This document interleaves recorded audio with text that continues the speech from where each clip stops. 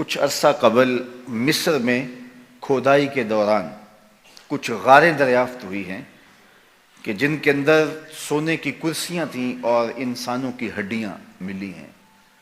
تو ہم تاریخ پڑھتے ہیں تو 6 صدی عیسوی سے قبل مصر میں وہ بادشاہوں کو الگ انداز سے دفن کرتے تھے۔ عام قبروں میں عام لوگوں کی طرح بادشاہ دفن نہیں ہوتے تھے، بلکہ بڑا غار تلاش کرتے اور اس میں سونے کی مرصع کرسی رکھتے اور اس کی لاش کو وہاں رکھتے اور اناج اور کھانے پینے کی چیزیں وہاں رکھتے، اور ظلم یہ ہوتا کہ وہاں چند زندہ غلام بھی اس کی خدمت کے لیے وقف کرتے اور باہر سے دیوار چن دیتے، اور پھر جس طرح وہ گھٹ گھٹ کے مرتے، وہ ایک دردناک کہانی ہے۔ اس کا تصور کر کے بندہ کانپ جاتا ہے۔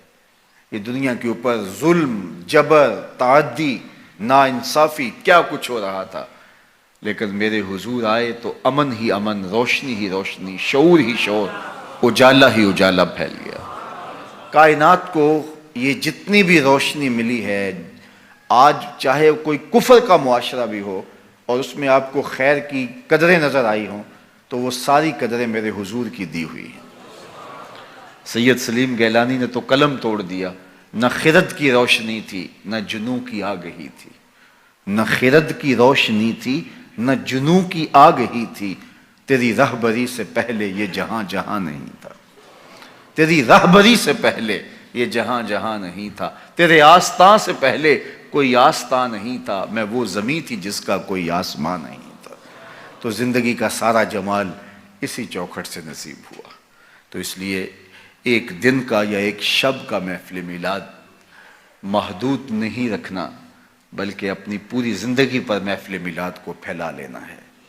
ہمارا رواں رواں شکرانہ ادا کرے، ہمارا طرز زندگی بتائے ہمیں حضور کے آنے کی خوشی ہے۔ اگر ان کے آنے کی مسرت ہے اور ان کے آنے کی خوشی ہے، تو پھر ہمارا طرز زندگی کیوں نہیں بتاتا کہ ہم خوش ہیں؟ ان کا بتایا ہوا طریقہ، ان کا دیا ہوا نظام حیات ہماری زندگی کا روشن حوالہ ہے اور ہماری زندگی کا نور اور چراغ راہ ہے، تو پھر اس کی روشنی میں ہم جینا کیوں نہیں چاہتے، اس روشنی میں کیوں نہیں ہم چلنا چاہتے؟ تو صاحب میلاد سے محبت اور صاحب میلاد سے پیار اور شکرانے کا ایک انداز یہ ہے کہ آپ اپنی ساری زندگی ان کے نام لگا دیں۔ میرے استاد فرمایا کرتے تھے، اور یہ بات کوئی 1000 مرتبہ کہہ چکا ہوں، وہ فرمایا کرتے تھے یہ نہ ہو کہ لوگ تمہیں پوچھے تم کون ہوتے اور تمہیں بتانا پڑے ہم مسلمان ہوتے ہیں۔ فرمایا کرتے تھے صاحب نہ کسی کو پوچھنا پڑے نہ تجھے بتانے کی نوبت آئے، تمہاری وضع قطع ایسی ہو تم دور سے آ رہے ہو، لوگ پہچان کے کہیں وہ دیکھو محمد عربی کا غلام آ رہا۔ لوگوں کو پتہ ہو یہ حضور کا نوکر ہے۔ تمہارے سینے پہ حضور کے نام کا بیج لگا ہے اور تم دکان پہ بیٹھے ہو، لوگوں کو بے فکری ہونی چاہیے۔ اب اس سے 2 نمبر مال نہیں مل سکتا، یہ حضور کا عاشق ہے، کیونکہ اس کے سینے پہ حضور کے نام کا بیج لگا ہوا ہے۔ یہ کبھی بھی نہیں ہو سکتا جھوٹ بولے، یہ کبھی بھی نہیں ہو سکتا کم تولے، اس لیے کہ اس کے سینے پہ نام میرے حضور کا لکھا ہوا ہے۔ تو آپ کا عشق آپ کی صداقت کی دلیل بن جائے، آپ کا عشق آپ کے وعدہ پورا کرنے کی دلیل بن جائے۔ میرے حضور تو کسی سے وعدہ کرتے ہیں کہ میں تیرے آنے تک یہاں کھڑا ہوں، اور وہ جا کے بھول جاتا ہے، اور آقا کریم 3 دن تک کھڑے ہیں، 3 دن تک قضائے حاجت کے لیے جاتے ہیں، پھر آ کے کھڑے ہو جاتے ہیں۔ 3 دن کے بعد اچانک ایک دن وہ ادھر سے گزرا تو دیکھا حضور علیہ الصلوۃ والسلام کھڑے ہیں، سر پہ ہاتھ مارا، ہو یہ تو مجھ سے وعدہ کیا ہوا تھا۔ بڑا شرمندہ ہوا، آگے بڑھا تو اتنی صرف بات حضور نے کہی، تو نے مجھے مشقت میں ڈال دیا۔ غلطی اس کی ہے، حضور نے کہا میں کھڑا ہوں اور وہ جا کے بھول گیا۔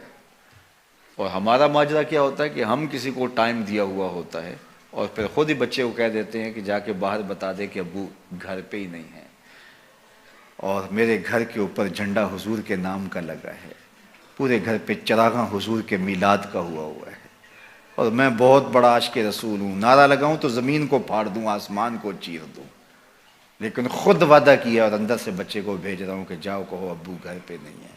تو صاحب میں عاشق رسول نہیں ہوتا، میں کوئی اور ہوتا ہوں۔ عشق وعدوں کی پابندی کا درس دیتا ہے تمہیں، تو ان کے طرز زندگی کو اختیار کریں، ان کے